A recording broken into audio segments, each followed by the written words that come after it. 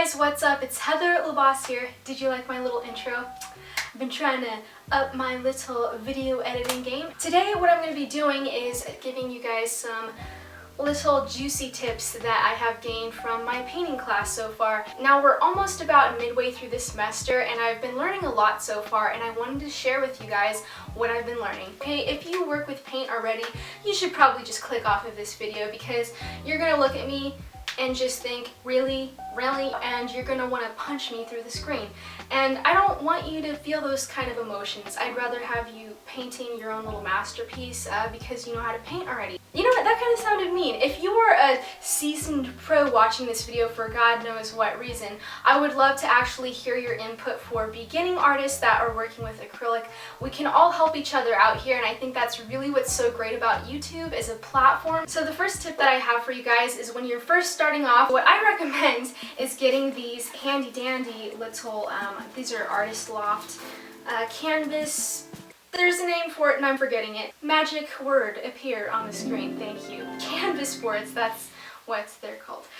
I'm telling you guys, when you're first starting out, you're not gonna have, you know, a nice piece, most likely, okay? Maybe beginner's luck, but for the most part, you're probably gonna have one hot mess going on, and that's what you should do. I think it's really important for you to do as many pieces as you can and experiment as much as you want, because when you're first starting out, I think that you shouldn't be censoring yourself. You should really be in an exploratory phase. Kind of like when you're a little kid and you're playing with blocks and just throwing things against the wall and running around without clothes. So let me give you guys a quick example of what I am talking about. You say hello to my dog, by the way. Okay, look, if you are more motivated when you go out and buy, you know, the most expensive canvases, you know, by all means go and do that, but I just wanted to show you this as an example. So this one is one that I did before I started taking my painting class, and I thought I was so cool and fancy because I went out and I got this nice big canvas and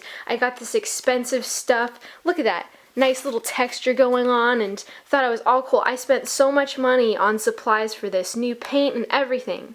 Look what happened. Is this finished? No. In fact, I got a little bit intimidated by working on this canvas. And then over here we have the cheapo little canvas, and I learned so much with this piece. This was the first one that I did in my painting class. We did a still life setup. I learned a lot with this piece because I didn't have any attachment to the investment that I made. Felt free to just, you know, do whatever and explore. It's almost as if you were a photographer and you were just learning how to, you know, take pictures. You had no idea how to use a camera, and you went out and just spent $3,000 on a camera because you thought that's what makes you a good photographer. No, honey! For those of you who are going to try to disagree with me and tell everybody to get the nice big canvases, well, good luck storing all of those because that becomes a whole other mess. We have 4 different sections going on in this class. I feel really bad for my teacher. She's running around all the time. What she does for the beginning painting class is she tries to get you to just work with the paint, and so we are not allowed to draw on the canvas. Now the classes that are more advanced do this, or they'll sketch out ideas before they start working, but she really wanted her beginning class to just focus on being able to go for it with the paint. And this was really helpful for me because what it did was it broke me away from that pattern of always trying to come at my artwork as if I was drawing on something, if that makes sense. Again, this is not to say that you can never draw on your canvases or real artists don't draw on their canvases. Absolutely not. One of the things that has helped me so freaking much, use a bigger brush. Here's an example of a brush that I probably, you know, ruined with my paint. The thing that I would always do when I was working on my paintings at home was I would always be using really small brushes. But what happens is when you use those tiny little brushes, for one, you get really frustrated and they don't give you the paint strokes that you'll get if you use a larger brush. What I mean by this is use a bigger brush for your first layers, and this will help you create more fun, interesting backgrounds, and it will also help you prevent your subjects from looking too stiff. Keep your first layer more loose and gestural, and then come back in with your smaller brushes to add those tiny little details. So this is a tip that I have for you guys that I didn't learn in my painting class, but I learned it in my photography class. If this is our canvas, let's do it this way. and this is our rule of thirds. For instance, if I was painting a portrait of you, my friend, I would put your head probably somewhere here, and then your body would be here. And that's a very basic idea, but do you understand what I'm saying? You have the focal point, which is the face, in between intersecting lines. And it doesn't have to be here necessarily, you can put it here. If you're doing a landscape, for instance, you're not going to want to put the horizon line right in the middle because that's going to look pretty boring for the most part unless you're doing something magical that I'm not sure of. Because never in a million years did I think this would be a thing. You want to know what I bring to my paint class for paint? These. Yes, these tubes. They're so tiny. What is this? I know. That really broke a myth for me because I really did believe that in order to really work on painting, that I needed to go out and buy a whole bunch of these, big sized tubes of paint. You know, I would recommend this for white because you're probably going to use a lot of white. So the other thing that I want to mention to you guys is I want to prevent you from making the same mistake I did. I think that it's great to go out and get these tiny little tubes because you can test out and see how much you like the brand and how much you enjoy using their paint. Everybody has a different way of working with paints. The mistake that I want to prevent you guys from making here is I went out and bought a whole bunch of these, and there's nothing wrong with this. I just realized that it's not my favorite paint to work with. I have nothing against the brand or anything like that. It's just I really prefer using these guys. So I'm just letting you guys know that maybe one brand will work better for you. Maybe you won't like the brand that I like. You know, I'm just trying to help you guys save that money. So yeah. This gel medium has been helping me out so much. If you're working with acrylic, I really would recommend you go out and get some of this stuff. It's really a great staple to have. It allows you to keep that little acrylic paint that you have from drying up, and you'll have more of it to work with. It just is amazing, and I would recommend you guys go out and get some.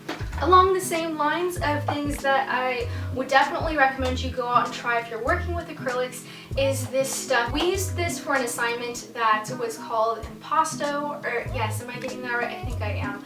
And basically for that assignment, we wanted to have our brush strokes thicker than the canvas, so you're seeing stuff, you can feel it, and after it dries it has a nice texture to it. So if you want to work with texture, I recommend you go out and get this, but I got only the medium gel. If you want a thicker layer, there's another one out there, and I believe that one's the heavy matte medium, and I would really recommend you go out and get this.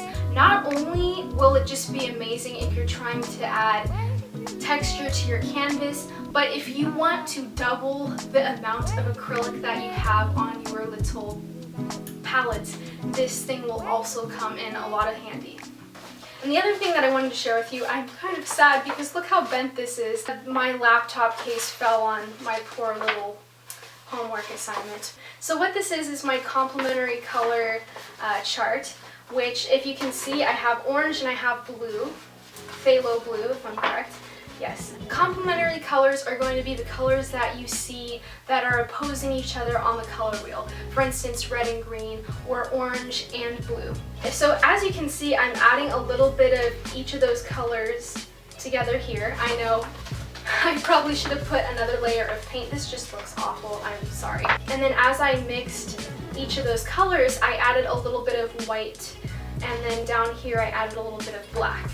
So you can see how when you add complements together, you end up getting this gray tone in the middle. So the final thing that I wanted to share with you guys is encouraging you to go about mixing colors and having a lot of fun doing it. What I realized is that it takes a lot of different colors that you wouldn't necessarily think about mixing into your original color to achieve the look that you're going for. So the more that you can be experimental, the more that you can add colors that you really wouldn't think of putting together, the more likely you're going to have success with working with your paints. So there you guys go. I hope that this is helpful to you and you learned something. If you're just starting out painting, or maybe you've never tried acrylic paint before and you're curious about it, I hope this gave you a few little things to keep in mind when you're going to the craft store and you're picking out some supplies, or just when you're first working with your piece. If this is your first time seeing me, you can subscribe to my channel. I have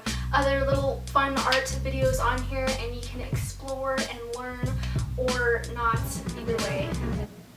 I love you guys so much. Take care and have a beautiful day painting whatever your little heart wants, and I wish you all the best.